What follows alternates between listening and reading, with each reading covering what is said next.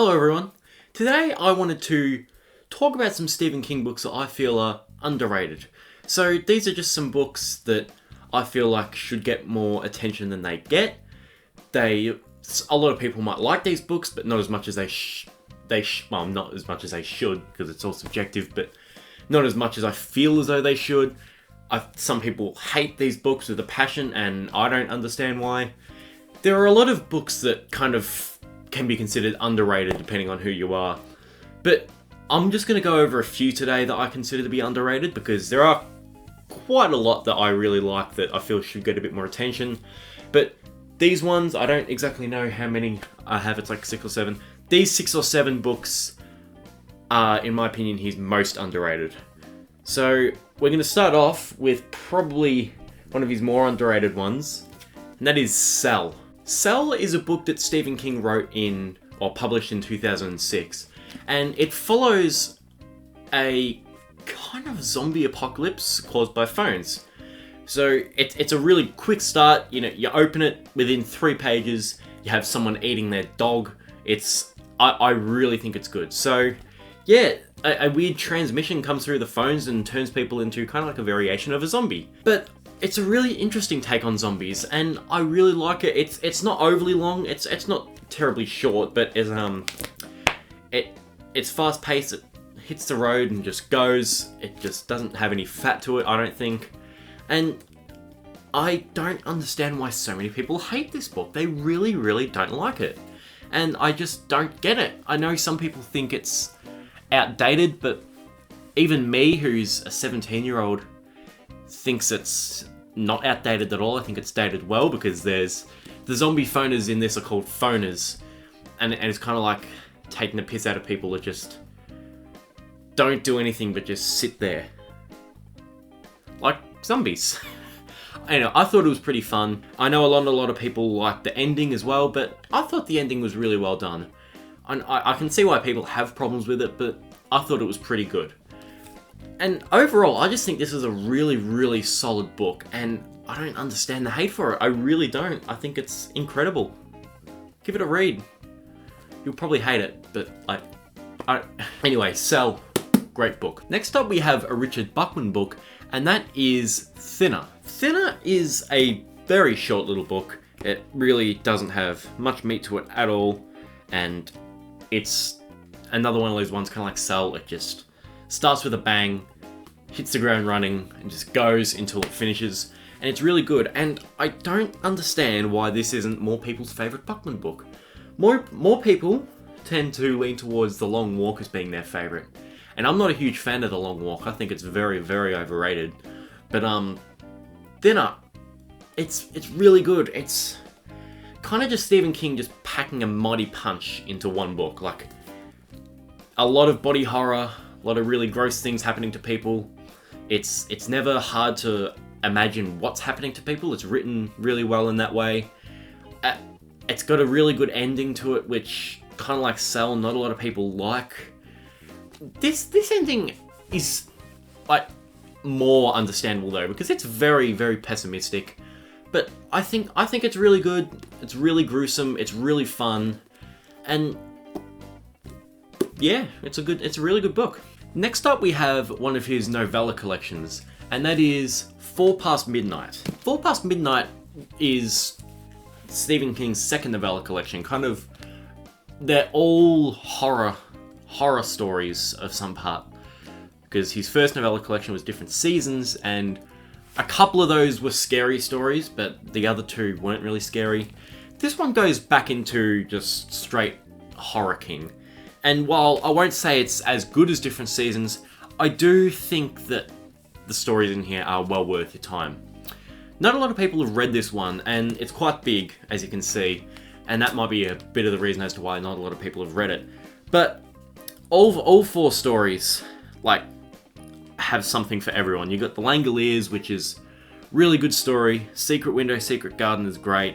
The Library Policeman is admittedly one of my least favourite Stephen King stories, but I know a lot of people like that one. And then The Sundog is another one that I really, really like too. So I think it's a really solid collection that's well worth your time. And yeah, not a lot of people have read it. give it a read. It's really, really good. Next up, we actually have the follow-up book to 4 Past Midnight, and is actually kind of, not a sequel, but one of the stories in 4 Past Midnight was kind of a prelude to this book, and that is Needful Things. I love Needful Things. This is one of my favourite King books of all time.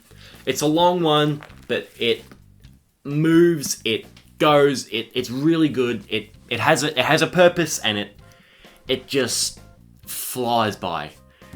I think it's one of his not most hated books, but one of those ones where people are like, yeah, it's pretty good, whereas I think it's one of the best things he's ever written. And the ending is terrible, but it's only like 10 pages of a 900-page book, so it really doesn't bother me. How long is it? Let's see. It's 933 pages, so it's probably like, you know, from page, I don't know, 915 to 933, where it's just stupid. But everything else is just so good. Great character development, great town building, and it is just bonkers. Some of the stuff that happens in this book is nuts. I love this book so much, and it's one of those ones, just give it a read. It's really, really good. Next up, we have another one of his newer books. Well, not that new, it's probably like, you know, 8 years ago now. But, you know, it's more recent King. It's Revival. It's a really, really good book.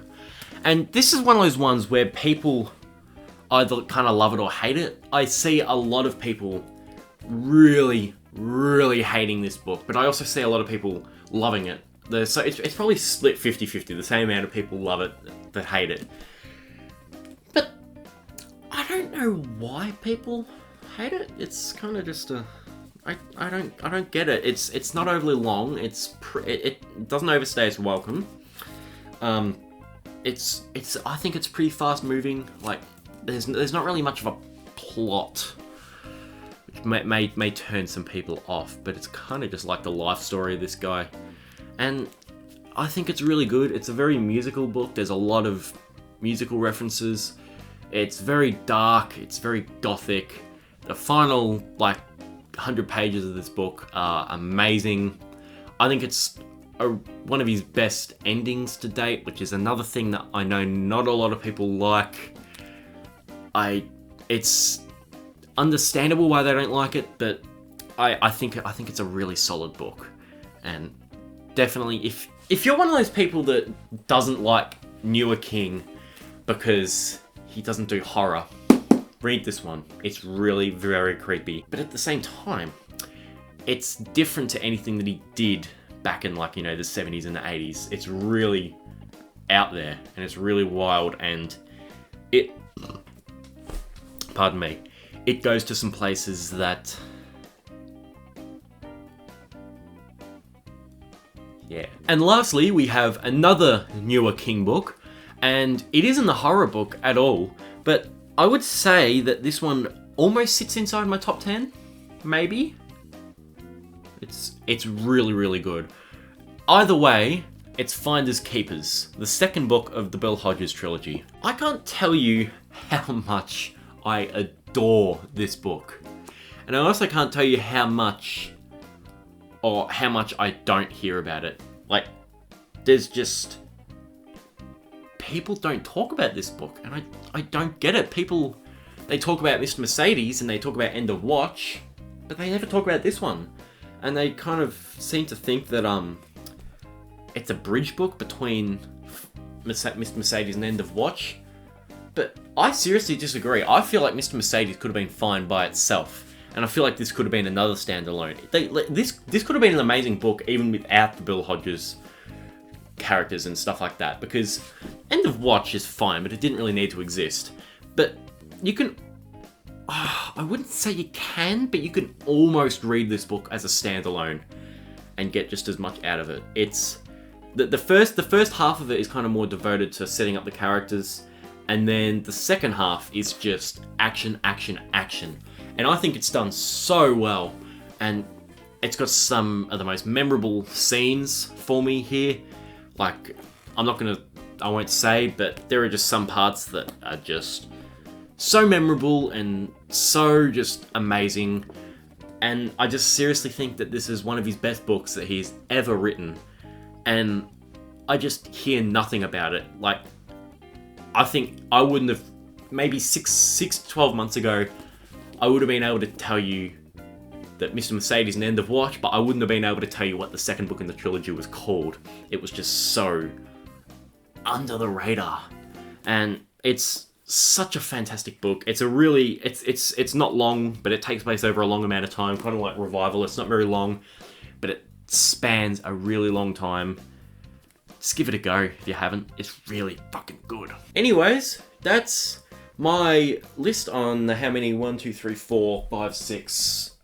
I think it was 6. Yeah, six most underrated Stephen King books. Hope you enjoyed, and I'll see you all later. Bye.